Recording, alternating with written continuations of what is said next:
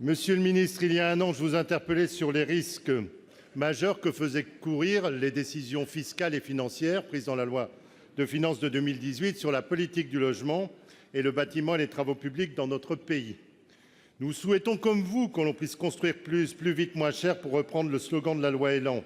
D'ailleurs, le président Larcher et beaucoup de parlementaires ici, de toutes tendances, vous ont accompagné dans cette mission. Mais on vous mettait en garde sur l'incohérence entre vos objectifs et les mesures de la loi de finances de 2018. Un an après, les chiffres des 9 premiers mois viennent de tomber.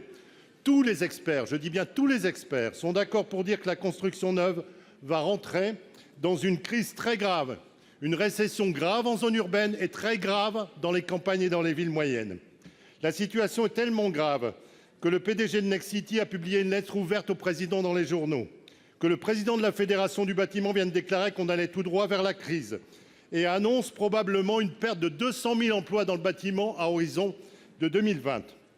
Pour l'accession à la propriété, ce n'est plus un choc sur l'offre, mais un choc de l'offre mais un choc sur l'offre que nous constatons, parce qu'il n'y a plus de capacité d'emprunt remboursable, parce que le pouvoir d'achat est en berne et que les mesures que vous prenez sur le diesel en rajoutent une louche.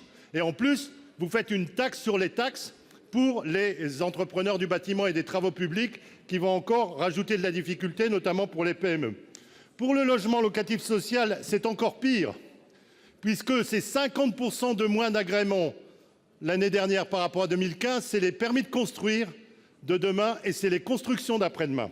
Donc, bref, tous les clignotants sont au rouge et ma question est très simple. En 2017, la politique du logement coûtait certes cher, mais elle rapportait beaucoup plus.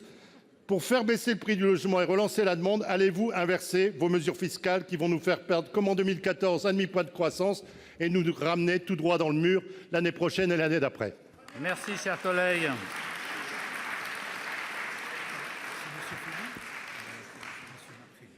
La parole est à monsieur Marc Fesneau, ministre chargé des Relations avec le Parlement. Merci, Monsieur le Président. Mesdames et Messieurs les sénateurs, Monsieur le sénateur Daubresse, vous donnez quelques éléments de réponse. Vous avez expliqué l'absence de Julien Denormandie, sans être un spécialiste du sujet. Au moins, ça ne m'empêche pas de vous apporter des réponses et je vous remercie de le comprendre. Vous dire effectivement que les chiffres que vous donnez sont exacts. Vous dire aussi qu'ils sont une comparaison des chiffres de 2016 et tout le monde reconnaît que l'année 2016 avait été une année exceptionnelle en termes de construction de logements. Mais cela ne doit pas nous exonérer. Cela ne doit pas. Vous avez raison. C'est un élément positif de votre bilan. Comme quoi, on sait reconnaître les éléments positifs des bilans. Je ne voudrais pas vous laisser débattre entre vous et donc je voudrais vous apporter quelques éléments de réponse. Vous dire d'abord que nous avons pris des mesures de soutien quand même à la construction, malgré ce que vous dites. Le PTZ a été reconduit pour 4 ans. C'est une visibilité qui n'avait jamais été donnée aux opérateurs.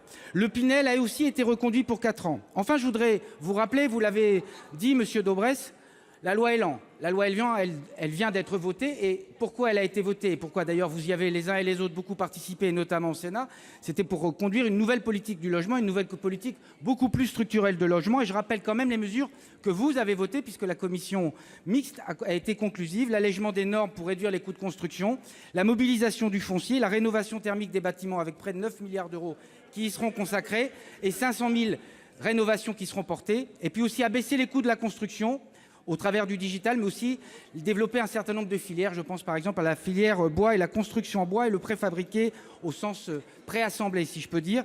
Et enfin, la dynamique des projets de territoire, parce que c'est ça aussi qui conduira à une politique de logement, la dynamique autour des projets cœur de ville, les projets partenariaux qui seront construits et les grandes opérations d'urbanisme, l'État étant un facilitateur pour l'ensemble de ces projets. Non, tout ne va pas bien, Madame la sénatrice, mais l'objectif, justement, au travers du projet de loi ÉLAN, c'est que tout aille mieux. Ce sont des réformes structurelles, il faut qu'elles portent leurs fruits, et donc donnons le temps à ces mesures de porter leurs fruits. Je vous remercie. Merci, Monsieur le Ministre.